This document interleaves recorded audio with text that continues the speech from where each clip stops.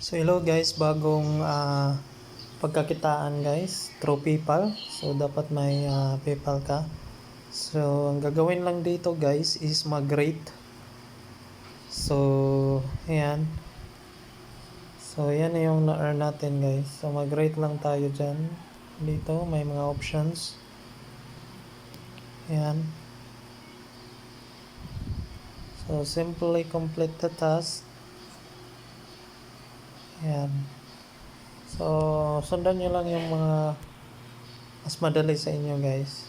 So tulad nito guys, ang gagawin lang is i-rate lang natin siya. Stand out, exceptionally, very good.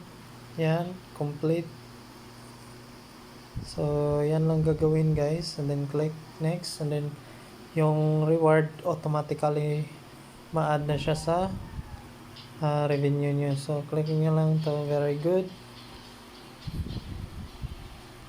Yan, next review. So ito lang gagawin task dito guys. Pindot lang guys, very good. Complete, very good, complete. So yan lang. So once na nakapag balance na kayo dito guys, pwede nyo siyang ma-withdraw through PayPal. So ito dito sa options and menu, click nyo lang tong withdraw.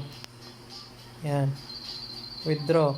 Pwede sa PayPal, pwede din USDT, Skrill, Western Union. So choose your options guys to withdraw. Alright? So ilalagay ko ang description link sa video, and then register lang kayo, and then gawin nyo lang ang task. Ganun lang. Alright? So don't forget to subscribe this video guys and my YouTube channel. Thank you.